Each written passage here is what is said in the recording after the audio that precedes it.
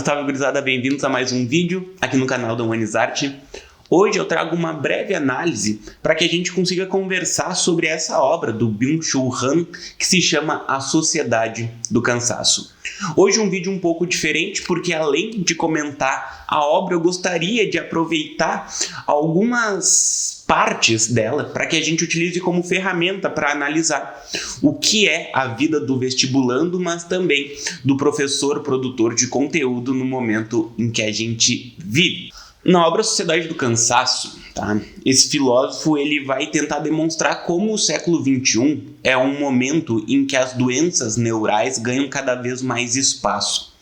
Na concepção do Byung-Chul Han, isso é resultado de um momento de grande positividade, num mundo em que o discurso que impera é o discurso que diz que tu pode fazer absolutamente tudo. E quando tu acredita que tu pode fazer absolutamente tudo, o resultado é que quando tu não consegue, tu internaliza a ideia de que aquilo é uma falha tua. Inclusive, a própria definição de depressão que vai ser apresentado nessa obra tem a ver com isso. Segundo alguns pensadores utilizados como referência nessa obra, a depressão é resultado de uma falha do homem pós-moderno em não atingir os objetivos que ele mesmo considera possíveis de serem atingidos, mas que talvez não sejam. A gente vai perceber também que essa obra ela vai partir da teoria da sociedade disciplinar Foucaultiana, que, segundo o autor, serve muito bem para explicar o século XX, mas que precisa ser revista, se não ampliada, para que a gente consiga compreender as peculiaridades do século XXI. A sociedade disciplinar Foucaultiana, ela representa uma sociedade do não, da proibição. Enquanto a sociedade da superprodutividade, que é essa na qual nós vivemos, nos apresenta uma sociedade do sim, da ideia de possibilidade total. Segundo o Han, isso não representa uma ruptura com a sociedade disciplinar ou com o homem disciplinado. Na verdade, isso representa a sua superação.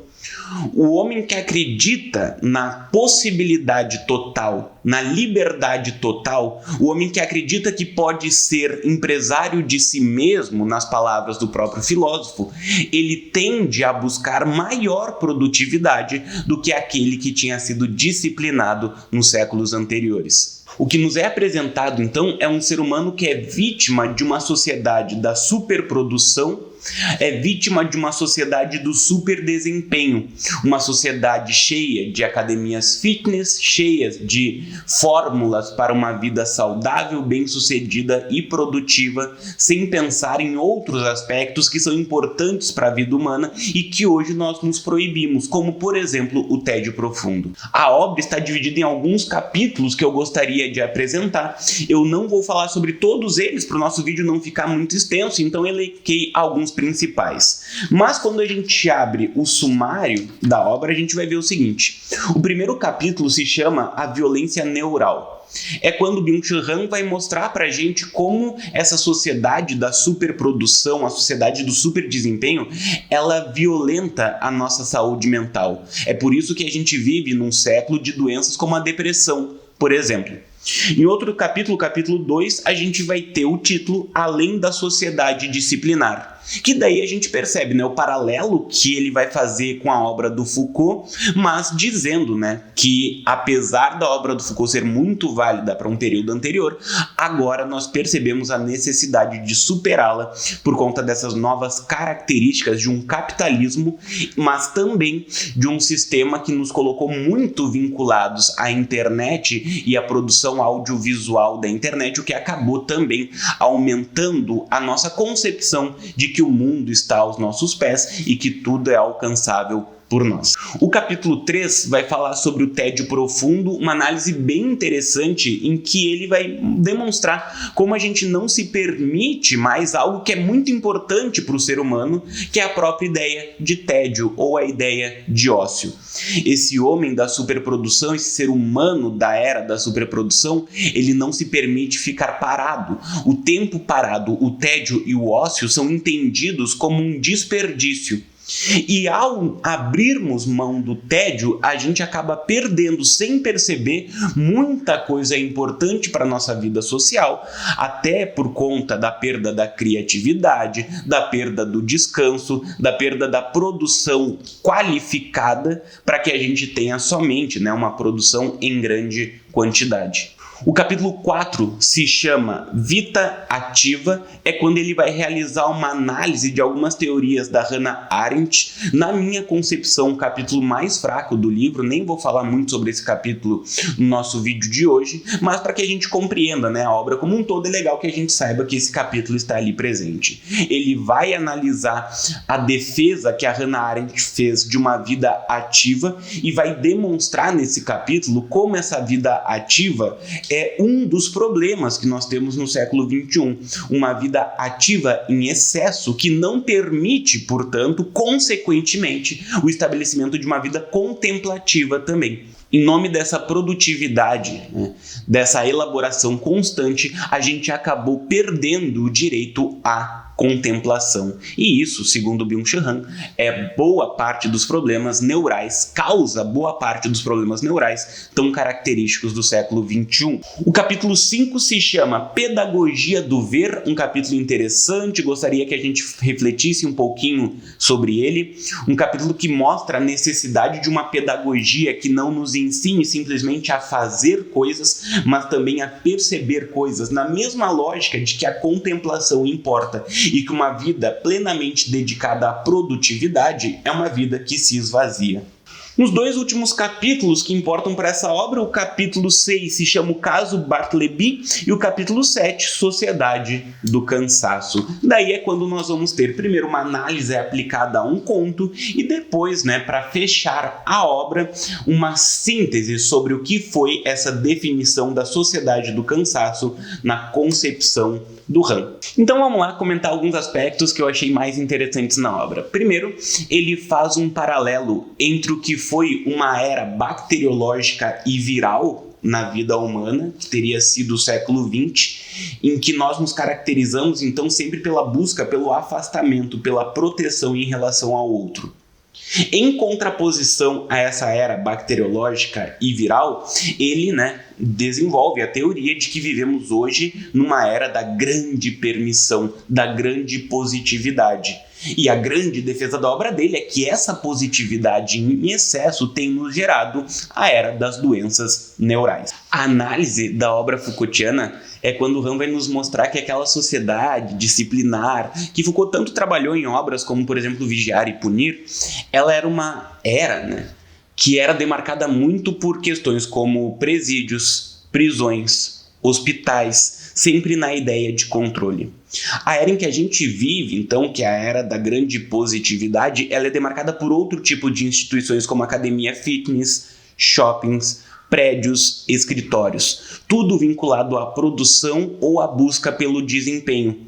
Essa mudança nos ajuda a compreender a transição de uma era bacteriológica para uma era de doenças neurais. O resultado, então, é que a gente trocou uma sociedade da proibição, do não faça, do não pode, por uma sociedade da grande permissão. Tu pode fazer absolutamente tudo o que tu quiser.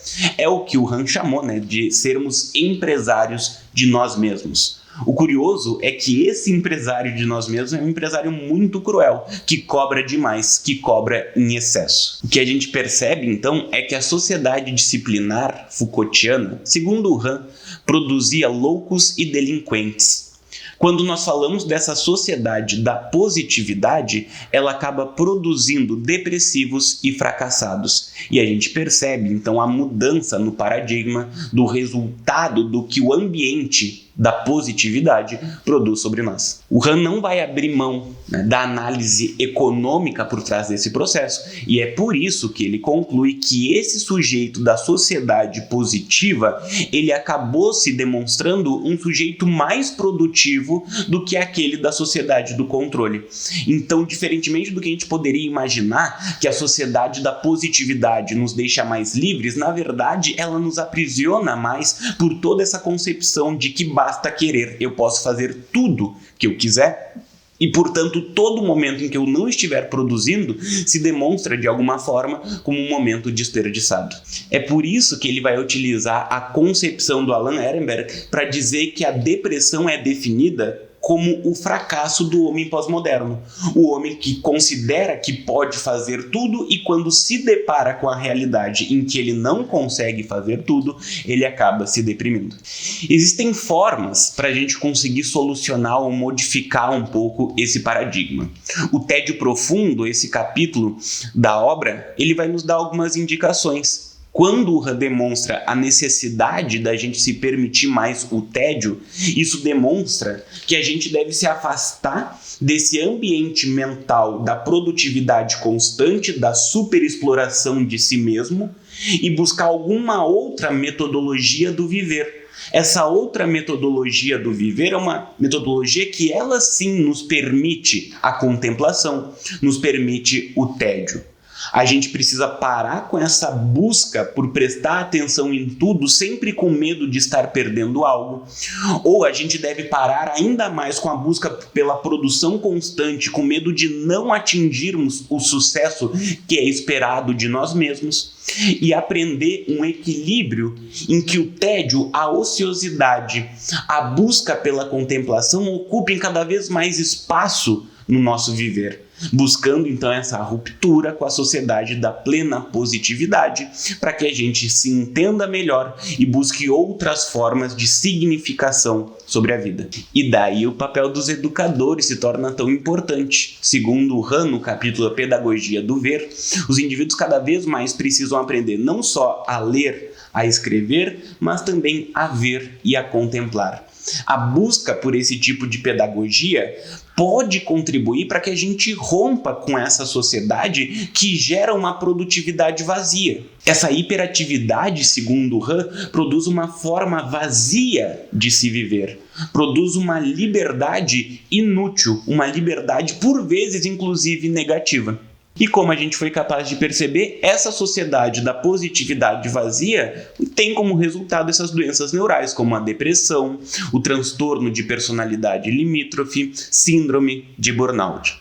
Além disso, coisa que muitos de nós já percebemos, esse tipo de postura perante a vida, esse tipo de sociedade da positividade acaba gerando um cansaço extremo por conta de toda essa busca pela produção constante. E daí o Han nos apresenta um conceito que eu achei particularmente interessante, porque ele disse que ao nos submetermos a esse formato de sociedade, nós acabamos tendo constantes infartos da alma.